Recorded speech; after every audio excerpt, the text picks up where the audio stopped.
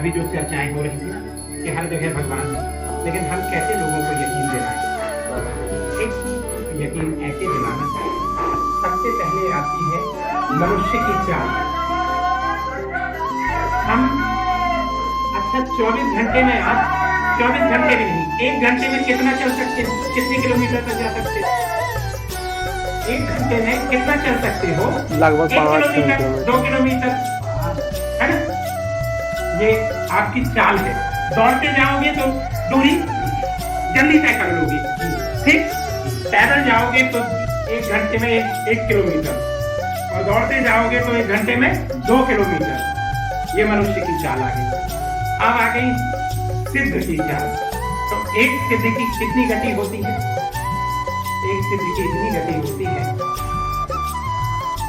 कि 1 घंटे में अगर उसे पहुंचना होगा तो वो दिल्ली से और बंबई उसको बुलाओगे, उसका आवाहन करोगे तो 1 घंटे के अंदर अंदर वो दिल्ली से अगर बुलाया है तो मुंबई से बुलाया है और दिल्ली में है उसका स्थान, तो 1 घंटे के अंदर वो आपके पास पहुंच जाएगा। यह है एक सन्यासी की गति और एक परम सिद्ध की गति। सिद्ध की गति कितनी होती है? सूर्य की किरणें यहाँ 5 मिनट के अंदर पहुंचती है। कितने मिनट में? सूर्य का प्रकाश 5 मिनट में। इतनी देर में एक सिद्ध सूर्य के 7 चक्कर लगा सकता है, मतलब 2 चक्कर ज्यादा, इतनी रफ्तार है। अब मतलब अगर आपने सिद्ध का ध्यान किया है अपनी समस्या में, सिद्ध हो दिल्ली में और मुंबई में ध्यान किया है, उन्हें कितना टाइम लगेगा?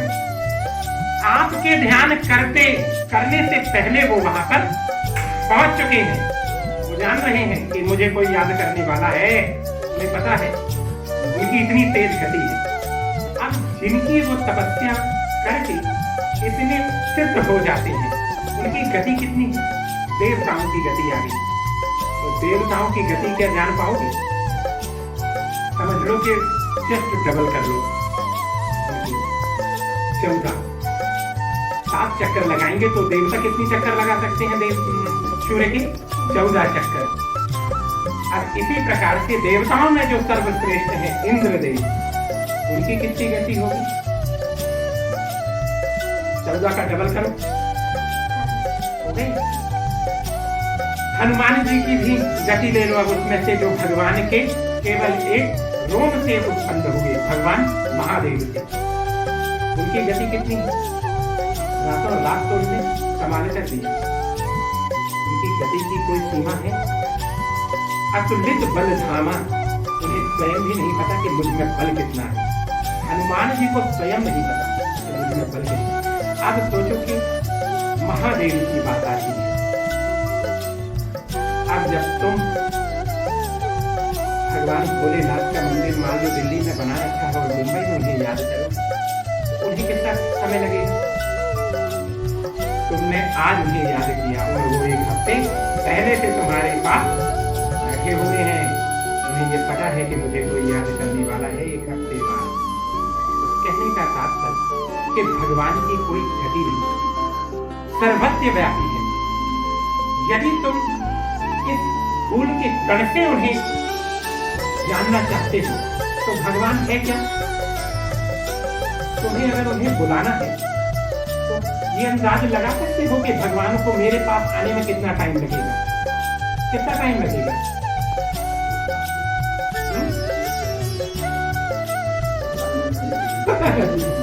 1 सेकेंड।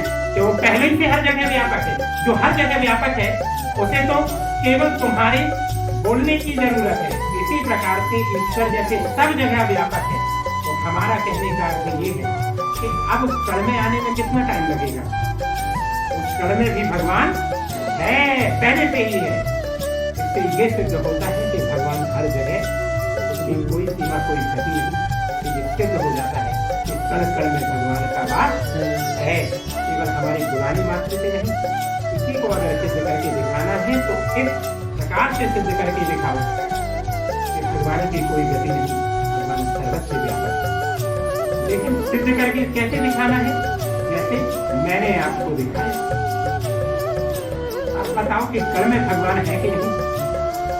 देखो, जिस कण में तुम भगवान को बताना चाह रहे हो, भगवान को पहले से पता है कि मुझे इस पर क्योंकि आज मेरी 1 हफ्ते पहले या 15 दिन बाद इसी तरह की बात होने वाली है, तो मुझे इस पर 1 हफ्ते पहले 15 दिन पहले से बैठना होगा।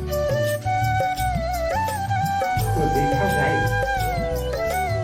तो मनुष्य जैसे दूध में मक्खन और घी होता है, इसी प्रकार से कण कण में भगवान का वास होता है। हर जगह भगवान जाता है, वो सर्वत्र जाती है। आप सोचो कि मैं उसे बुला रहा हूँ, वो सुन क्यों नहीं रहा, वो आने में कितनी देर क्यों लगा रहा है। वो तो पहले से ही है, केवल भीतर की पुकार होनी चाहिए, बाहर की पुकार नहीं। समस्या में पुकार रहे हो तो भी भगवान आता है, ऐसा नहीं। लेकिन समस्या में भी पूरा 10 इंद्रियों से पुकार करोगे तो ही भगवान आएगा। आप सोचो कि ऊपर से आपने समस्या में पुकार लिया, पुकार सिद्ध हो जाएगा तो फिर वो अपने हिसाब से करेगा। लेकिन 10 इंद्रियों से अगर समस्या से पुकारा तो भगवान प्रत्यक्ष रूप से आपके साथ आकर आपकी समस्या का समाधान। आप बताओ कि कल में भगवान है कि नहीं? मानोगे कि नहीं?